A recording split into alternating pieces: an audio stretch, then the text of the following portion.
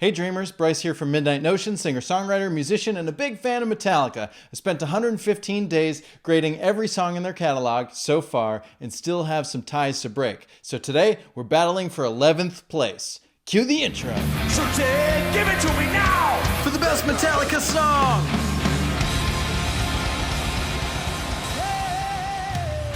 Creeping Death versus Fuel versus Now That We're Dead. A nice little Valentine's special for you with 3 songs that are very not love songs, but oh well, what do you do? We're going to take these angry tunes and we're going to pit them against each other using the following criteria: structure, flow, melody, engagement, and lyrics. At the end of this, I'm going to tell you which one wins in my opinion, but I want you to play along and comment below which one you think should win. And just because it's a 3-way race, I'm going to have to give a second place to each round, just in case we need a tiebreaker. So that's how this is going to work. Make sure you hit that subscribe button, because then your Valentine, if you're watching this on Valentine's Day, or actually on any day, your Valentine will love you even more if you hit the subscribe button. That's a really good thing. Love is great. It's really great. Unless you don't want love. Then, you know what? Then your Valentine might be just not love. Let's do this thing. Here we go. Round 1, structure. Let's start with Creeping Death, which has that infamous intro. We all know it. We all love it. We've got the main riff, a nice thrashy thrash riff. Then we've got what I'm calling the pre-chorus. There's no lyrics to the pre-chorus, but it comes back, so just keep this in mind. We've got the main riff once again, very shortly before our first verse. Lots of yelling in the verses. Then we've got that pre-chorus again. Remember, it's the same thing. Those stops come back throughout the song. We've got the chorus, Let It Be Written. We've got the main riff again, because how else are you going to get from the chorus to the next verse, which is where our next place is, verse, and then the pre-chorus, same exact structure. Now note, up to this point, our main riff, our verse, our chorus, our pre-chorus, all of this is pretty much the same. Even the second verse didn't have much different to it. Everything was pretty much the same note all across the board, almost. Then we have our second chorus, again, almost the same as the first. And then we have our main riff slightly that builds into the solo. Very cool solo. This is the first time we change the structure. We actually go up to a higher note. I believe it's the 4 or the 5 of the chord. So we travel around a little bit before going into a pre-chorus and chorus, but it's still the solo. So really the structure is all kind of contained within that solo. And then we've got the infamous bridge. If you're watching this band live, you're already screaming die, even though on the album version they're not saying die yet, because that comes in the bridge verse. We've got this fancy bridge verse, lots of singing, lots of chanting of the word die. And then we've got the main riff with a little pause on the end this time, a little change up before our final verse, which again is very similar. It's almost copy-paste from the first 2 verses, except for the lyrics. Another copy-pasted pre-chorus, another chorus, maybe has some slight differences in the end. And then I'm going to call this the outro because it's similar to the main riff, but it's not really the main riff, is it? They're holding out that last note in a different pattern. And you could call, when the guitar's coming in, when they come in, you could call that a solo if you want to, but I think it's more of a melodic line than it is a solo, right? It's just kind of do-do-do-do. They're not really doing anything uniquely solo-ish. It feels more like a riff to me than a solo. Even though at the very, very tail end, we do hear Kirk doing some tapping stuff at the end. Again, this is less of a solo and more of just the outro to the song, which is interesting because then we have a repeat of the intro. And this is intriguing structure. You don't see this in their songs very often, where the intro comes back again at the very end. You would think that you would call this the outro, but it's the same note choices as the intro. And the climb down is a held out trash can ending instead of going into the main riff, so slightly different, but really intriguing to come almost exactly back to the intro as the outro after the outro. Look, I'm not perfect. You can name these whatever you want, but essentially this song is just verse, chorus, bridge, verse, chorus. Ab, ab, cab. All right, let's take a look at fuel now. We got the hook at the very beginning. Give me fuel, give me fire. That's the hook of the song that goes right into the main riff. You know it, you love it. The main riff, I'm going to call the main riff a long section that also includes the halftime groove. The da-da-da-da-da-da-da-da-da. That's going to be part of the main riff every time we come around. So even the verse itself is hard to structure because you could call it verse and then that riff and then the main riff and then verse again.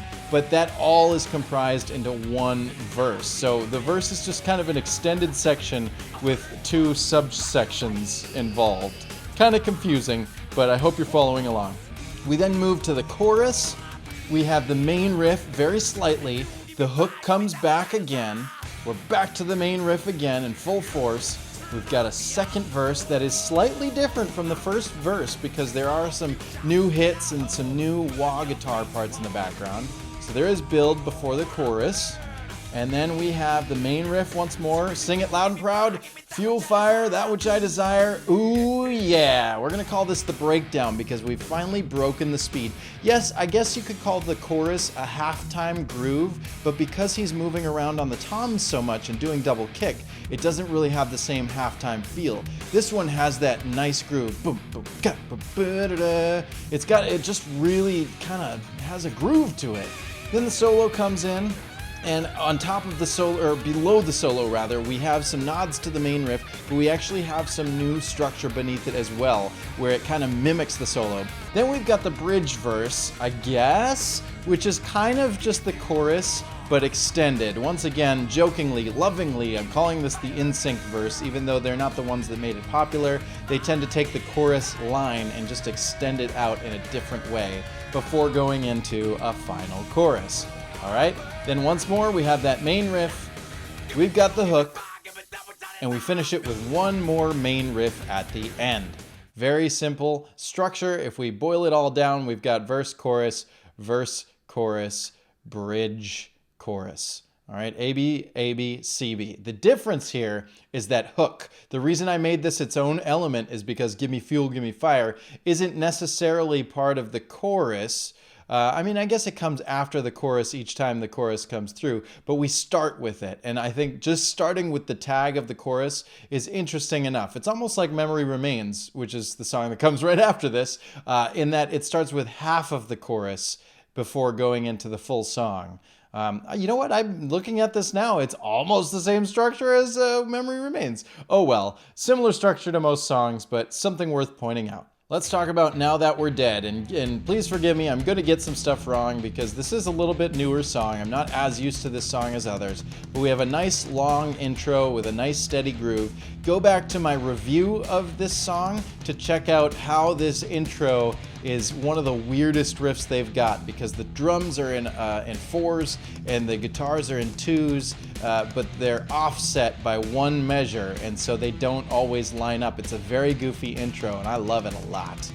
Then we've got the main riff eventually, which leads into the verse. And remember, the singing is on 3, 4, 1. It's not N1, 2, 3. That's very confusing to me, but it all lines up. And then after a couple of hits, we got the pre-chorus, very singable section here. We've got the chorus, which is also very singable. We've got the main riff one more time, another verse, we could speed through this, another pre-chorus, another chorus, standard structure. Then we've got that main riff after the chorus, and then I guess we'll call this the bridge. You could call this a new riff or section, C, D, B, whatever letter you want to give it, but I'm going to call it the bridge for the purposes of this video, which builds into the solo. The solo goes for a while, and then we get to the breakdown. I'm calling this the breakdown because everything feels a lot, the energy has come down a little bit. It's just the drums grooving, the guitars sort of build their way up. So this kind of goes and goes, and we build to another solo, James's solo this time, which goes into the pre-chorus, a final chorus. We've got that main riff again. And then we call back to, well, I guess this isn't a callback, it's the bridge verse. It's a brand new verse. It's different from the rest of the song. These notes might have been used elsewhere, but this verse didn't appear anywhere else. And then we've got the main riff one more time. before a callback to the breakdown, or I guess a callback to, the bridge maybe? I might have gotten this wrong. You could call it whatever you want. Yeah, this should be the bridge. What am I doing? This should be called the bridge, I think. I get things wrong every once in a while, so don't blame me, don't come at me. These videos take like 3 hours a piece, so just bear with me here. We're looking mostly at where the lyrics are. So we have verse, chorus, bridge somewhere in there. No, we verse, chorus, bridge. And that actually breaks the structure quite a bit. We no longer have this A, B, A, B, C, B. We have A, B, A, B, B, C. And that's really different. I don't know. I find that really intriguing. You could call this, instead of a bridge verse, you could call it a verse 3 or an outro. But all things considered, they don't typically have anything after that final chorus. So props to them for that. In terms of structure, the first one, in my opinion, to get eliminated is Creeping Death. Although it's a fun song that we all know and love, we have to admit that it is verse, chorus, bridge, chorus, just like every other song, and I obviously missed a third verse when I was saying that, but it is a very standard structure for Metallica. So there's nothing interesting. It's baseline, normal structure. Then we have the other two, Now That We're Dead and Fuel. And Fuel, if you cut out that hook, it is a very standard structure, but that hook being at the front end and the way that they, it's cool. But ultimately, in my book, I think the winner has to be Now That We're Dead for a couple of reasons. One, having a bridge after the final chorus is unique. It's not unique enough. What changes this song and makes it better is the time signature changes. Again, the intro is in 4/4, straight common time, but the way that the guitars and drums are offset by one measure, and they weave back and forth, it's very strange. Then we have a time signature change in the build-up that I believe is like in a 3/8 or something like that. We'll have to go back to my video to check out what it officially is, or maybe just look it up on your own, whatever. But ultimately, I think that is very intriguing. It's a really cool structure, so props to them. My winner for this round, first place, is Now That We're Dead, and second place, Fuel. Round 2, Flow. This one is difficult because, well, I say that every time. Every single one of these is difficult, but I have to say that it really boggles my mind that I have to decide between these three because I like them all equally. I want you to understand that this isn't an emotional response situation. I guess Flow is kind of emotional response, but let's take a really good hard look at the songs. We have Creeping Death, which starts with some hits and some pauses, and then once we get that main groove going, it sort of sits at that same tempo until the bridge, where it breaks, and then there's a hard stop before we come back into the verse, and it stays pretty standard there. It kind of just stays at the same energy. It doesn't really go up and down regularly. Yes, there's hits in the pre-chorus, and there's drum fills, but as far as energy is concerned, as far as flow is concerned, it's really just baseline, standard. So again, Creeping Death is the first one to get the cut, in my opinion. Fuel. Similar kind of thing where it does start with aggression and it does keep going, and it only drops when you get to the verses, or to the bridge rather. But one thing you need to point out in Fuel is look at the drums in the verses. We have the main riff in a boom ka boom ba boom ba boom ba, but the verses is boom ba boom boom ba boom ka boom ba boom ba boom. He's doing a lot of really interesting rhythmic things in the verses of that song. It's very incredible. And then when you get to the chorus, yes, it's a halftime groove, but he's going so fast on the toms and the double kick drum, and he's building. There's a lot of really good drumming things. If you're a drummer, I highly recommend learning Fuel verbatim. Every single choice that he does on the record, play it that way. It's a really fun song to play. I can't get enough of that one.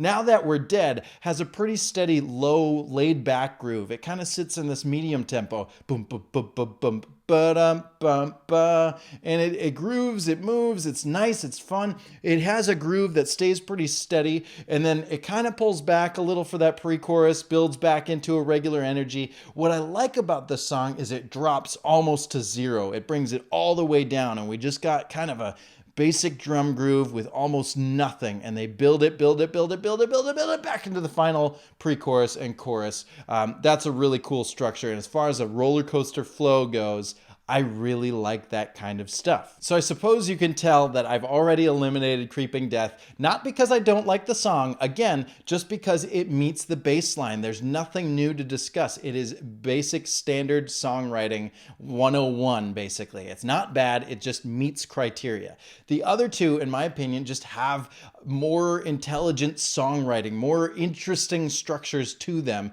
more interesting flow, rather. And as far as I'm concerned, the one that really gets me going is the one that's the shortest one of the three, and the one that just has all the energy in the world. Yes, the NASCAR theme. Fuel in first place, and second, Now That We're Dead.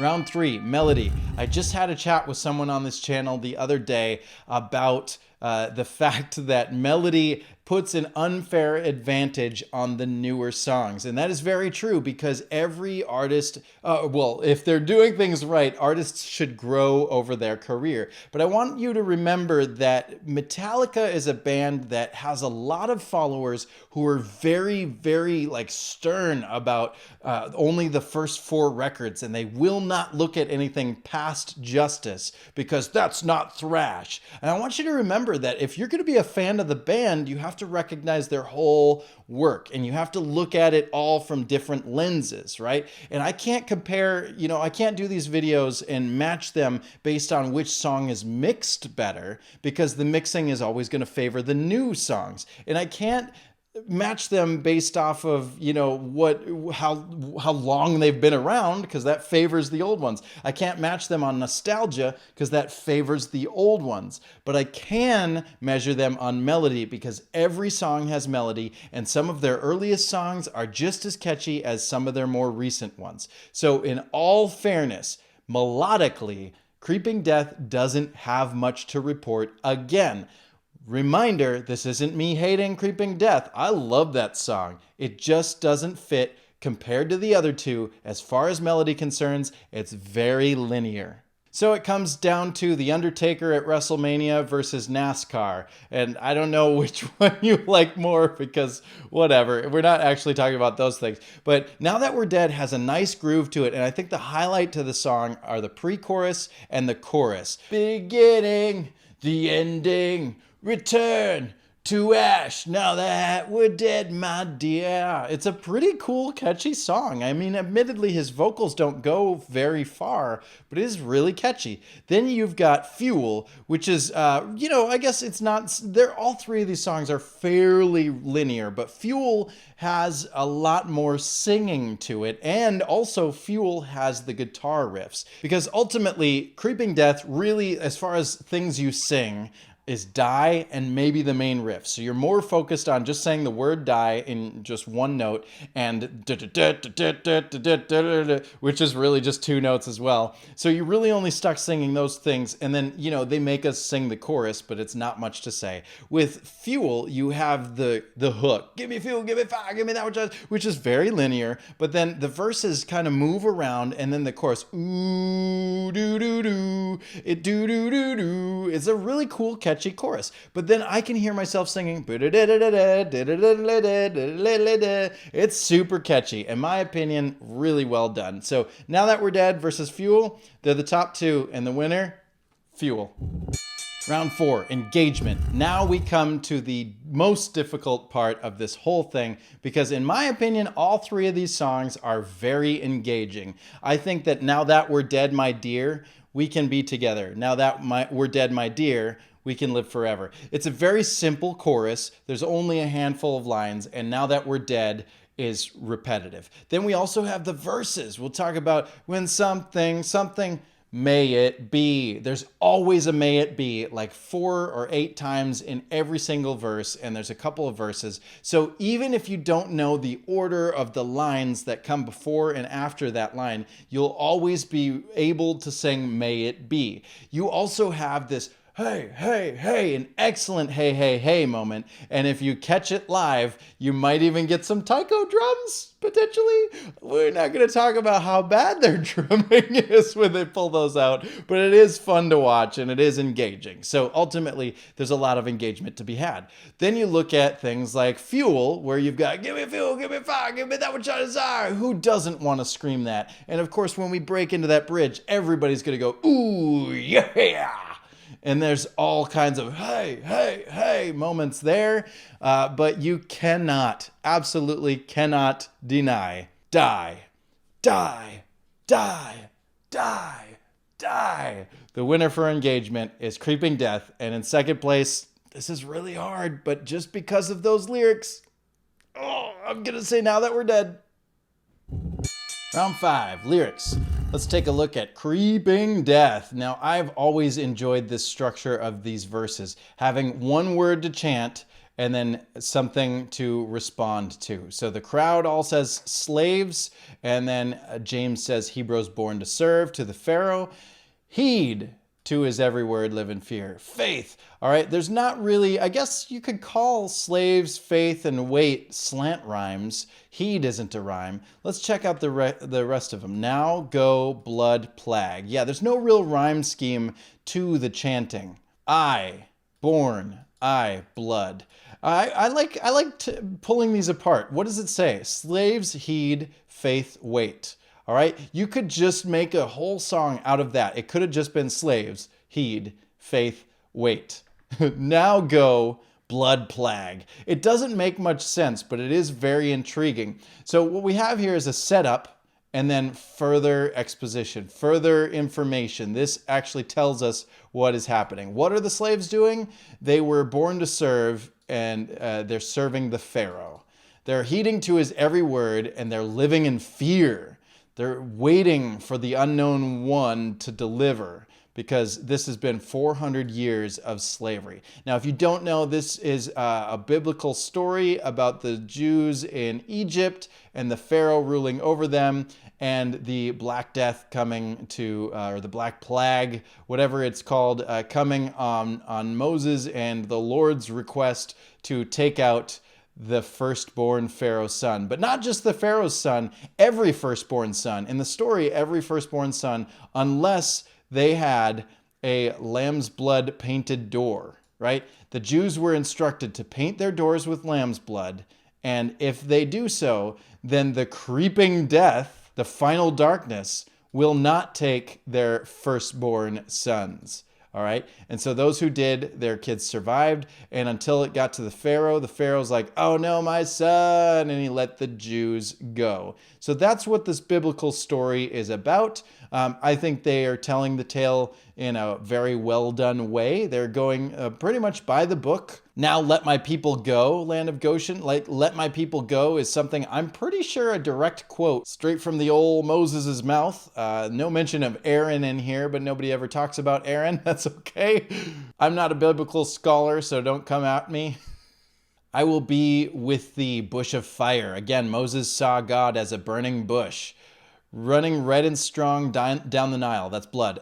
There were many signs coming from Moses. Moses kept asking the Pharaoh to let his people go, the Jews, and Pharaoh kept saying no. And so further signs were coming, right? There was blood in the river. There was a plague. There was fire from the sky. There were like insects everywhere. It's a whole deal. So this is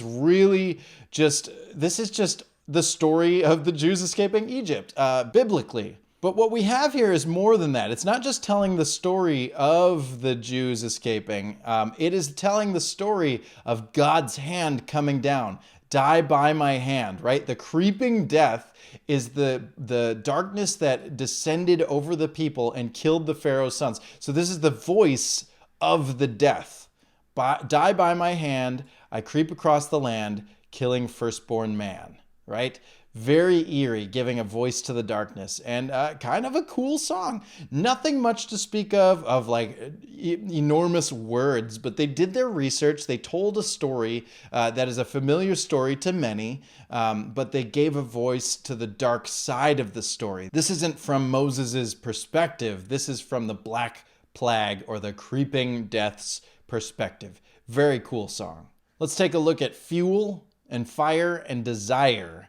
Right? Now, in my review of Fuel, I mentioned that I think that this song has a deeper level because, yes, turn on, I see red, this adrenaline crash and crack my head, nitro junkie paint me dead, and I see red. All right, so we have the ending line being a callback to the first line. The same thing goes for the second half of the verse, 100 plus through black and white, through black and white. So each part of the verses, beyond the bone. I guess it doesn't happen here because this one ends with a yeah, yeah, yeah, and that's not written.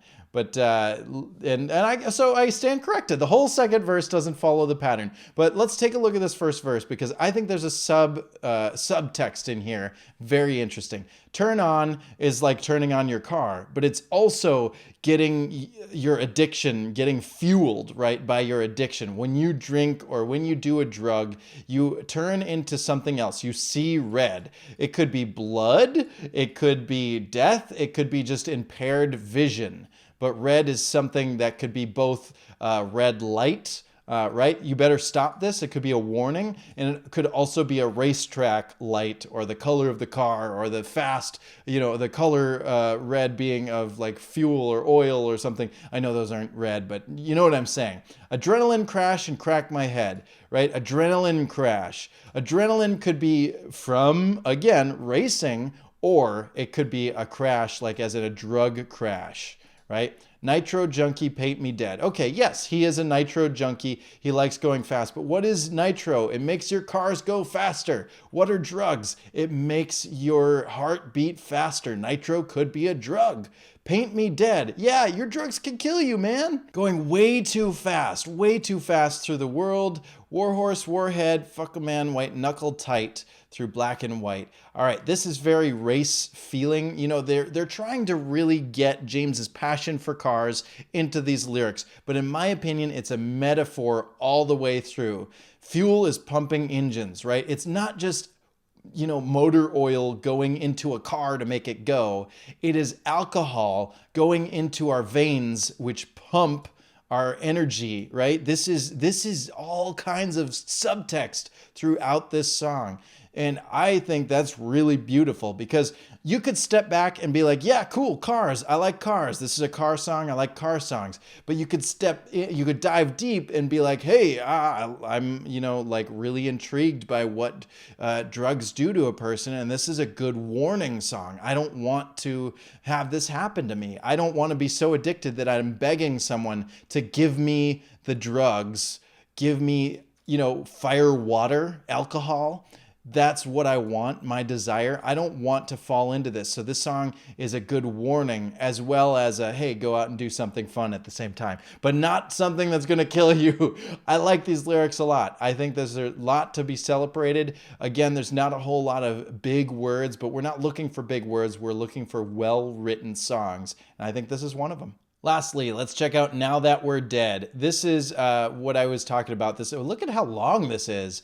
Very interesting. When darkness falls, may it be. They even gave it its own hard return, right? It's not even mid-line. They do a hard return. May it be, may it be, may it be. Then may it be. It's throughout the song. May it be, may it be. Every single verse is technically just a quatrain. You could call this one line because it's delivered. When darkness falls, may it be that we should see the light. All right, so it's kind of one line, but you could call this a triplet or just a stanza on its own, just like it is here. But there's 4 sections of it. After the 4th one, we get all sinners of future, all saints of past, beginning the ending, return to ash.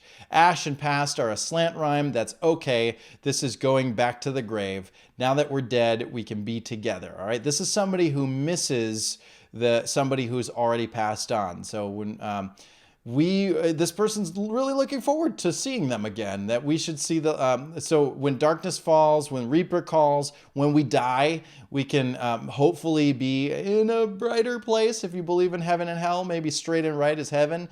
When doubt returns, the faith shall permeate our scars. What a line. I think this is my favorite line in the song. I just love hearing James's the way that he says permeate our scars. It's a very catchy way to sing that. When we're seduced, that we not deviate our cause, right? We're going to stay straight and right so that we can be led into heaven and we can meet again and live forever. Very cool little song. We walk right through that open door. There it is, right there. We want to go to heaven so that we can be together. And if, maybe one of us falls from the track, maybe they'll go to hell and I'll go to heaven and we won't be together. So this is a really good idea, I guess, if you're into that kind of thing. Now, as far as the pre-chorus goes, I guess this is the one section of the song that maybe makes the least amount of sense. All sinners of future. What is their future? That means they get to keep living on earth. Is this a nod to all the good die young? The concept of the good people die young because they're if the sinners are getting a future, does that mean they get to remain and the saints get taken by the hands of the Lord into heaven? Is that what this is referring to? Or is it something like all sinners, their future is going to be in heaven, in hell, and then the saints get to reconnect with their past in heaven? I don't know how you want to determine what this is saying, but I think that this is supposed to be just kind of I think that these two sections, beginning the ending, isn't, because you see a comma here, right? This isn't beginning the ending. Like, we're not starting the end. We're just talking about the beginning and then skipping to the ending. This is just like a dichotomy. We're contrasting beginning, the ending, return to ash. I don't know. It's not really spelling out what it's trying to say. And I think I like a little mysticism in my lyrics. I don't believe every song needs to be spelled out in a way that we fully understand everything that's happening. So I don't have major complaints. All I know is that I kind of wish I knew what was going on here. But that's just my preference. And so we start with an elimination. In my opinion, just because I don't really know what's happening in that pre-chorus, and because I'd like to understand the concept just a little bit more, Now That We're Dead gets the final spot in this category. And in my opinion, the battle is then between the story of the Jews escaping Egypt and a story about drug addiction. And while I tend to usually favor the more positive of the two, both of them are kind of negative subjects because, again, this isn't about the freeing of the slaves. This is actually more about the death that killed people. It's less about the escaping. That's a good thing. It's more about the killing. And so when it comes to killing and drug addiction, that's a really tough battle. So my points, in my opinion, goes to the song with a lot more subtext. Right?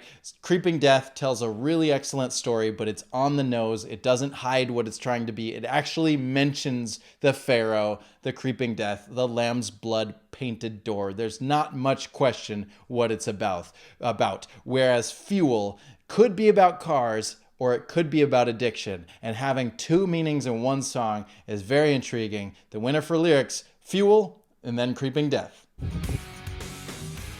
And so the winner of this round is Fuel. I am surprised just as much as you are. I can hear the angry comments. Oh, Creeping Death is better. Hey man, we're not grading on emotional response. We're grading on the categories I mentioned at the beginning of the video. So do the same in the comments below. Tell me which one deserved to win. In my opinion, the list goes Fuel, and then Now That We're Dead because it had more second place rankings, and then Creeping Death is on the bottom. And again, that's not because I don't like Creeping Death. I love it. I love that song a lot. It's just how all the points added up, in my opinion. That's the rank, 11, 12, 13. Now, tell me below which rank. Tell me all the info. You play along. You know how this goes. And, of course, check out Midnight Notion. I've got plenty of music on the internet. Some songs are definitely references to the songs I'm reviewing today. You can hear Fuel and Creeping Death and Now That We're Dead in some of my music. Let's see if you can find which songs are influenced. And then, of course, smash that subscribe button because tomorrow we're fighting for 7th place, and it is a 4-way tie that is going to be absolutely impossible to decide which one is going to win. I got to check again. Master of Puppets versus Of Wolf and Man versus Bleeding Me versus Unforgiven 3. This battle is going to be very difficult, so stay tuned. I'll see you then. Thanks for watching. You're awesome.